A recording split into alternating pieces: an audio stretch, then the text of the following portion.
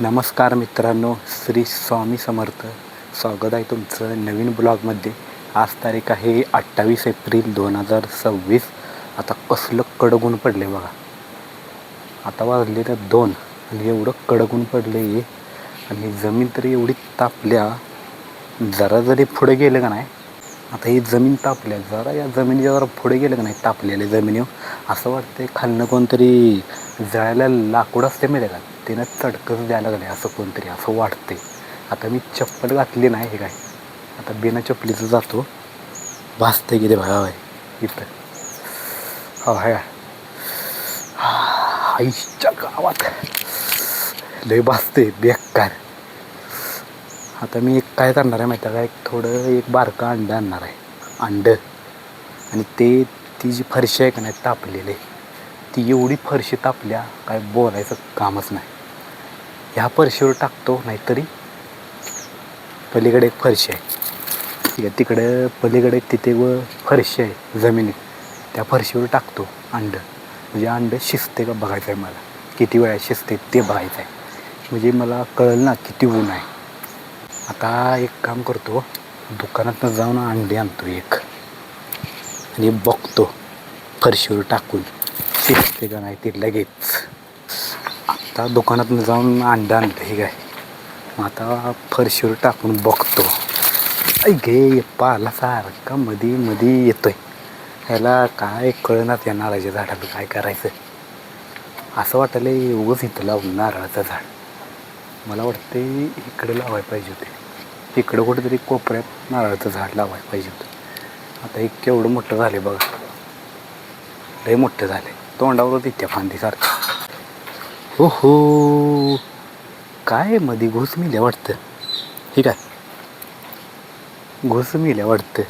तरी म्हणलं हे काय मिळलंय मध्ये, आहे का मला माहीतच नाही घुस मिल्या इथं. आता हे कुठेतरी फेकून यायला पाहिजे असं वाटायला.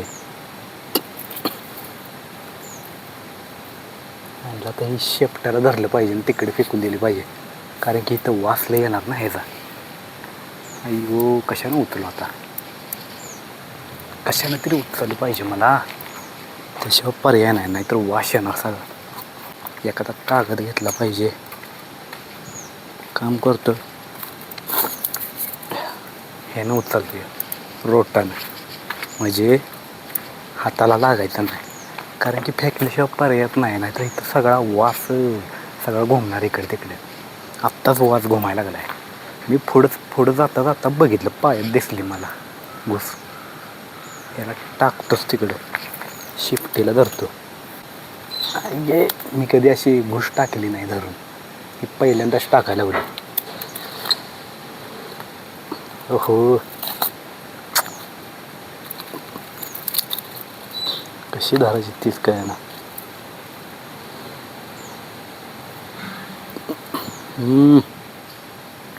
वासले मारायला लागले,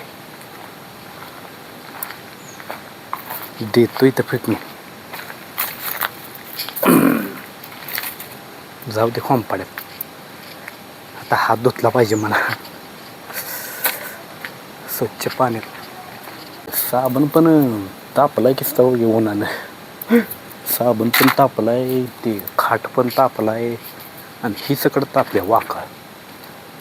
असं हात लावलं की चटकं बसते, एवढं ऊन आहे, भयानक ऊन आहे ना यावर्षी.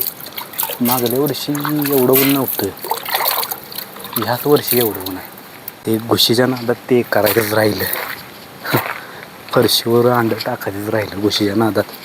आता ही आहे फरशी, ही जमिनीत फरशी अशी तापलेली, ही आहे हात लावला की चटका बसतोय.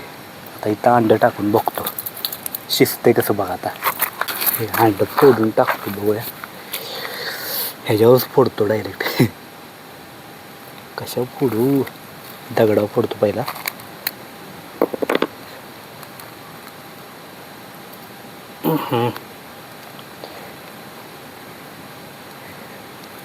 निघा ना बाहेर लवकर. आता बघा, हो ही बाहेर चालली, शिजते का नाही काय माहिती. नाही फरशी पण तापली आहे एवढी जाम, आणि मला पण एवढा घाम आला. हे काय सगळीकडं शर्टात आणि अंगात, सगळ्या अंगात घाम आला आहे असा मला. काय अजून शिजलेलं दिसेना, म्हणजे हे लगेच नाही शिजणार, हळूहळू हळू शिजणार. जरा जरा दिसायला लागले शिजलेले थोडं थोडं. त्या अंडं शिजू तर का एक उलातनं आणतो, उलातनं. हां इथंच पडले उलातनं काय भांड्यात, कारण की ते असं उलता येणार नाही ना. हे काय उलातनं, या उलातण्यानं पलटचं. मग ती हातानं करायला गेले की ती पलटणार नाही ना अंड्याची पोळी. मित्रांनो अंड्याची पोळी शिजलेली, म्हणजे एवढी पण नाही शिजलेली, जरा का होईना पण शिजली. अरा उलटणं पण तापलेले जाम. हातात घ्यायला गेलो चटकाचा बसला.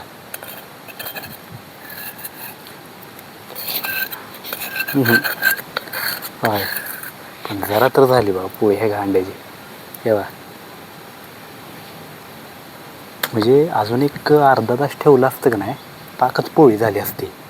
फक्त मी 3 मिनिट एवढं ठेवलं आहे, फक्त 3 मिनिट ठेवलं तरी एवढं झाले बघा.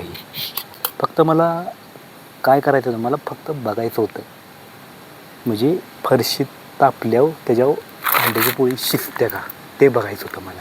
पण आता एवढी शिजली, म्हणजे किती उन्हात तापत असेल बघा. एवढं कडक ऊन आहे, मग सूर्य किती गरम झालेला असेल बघा.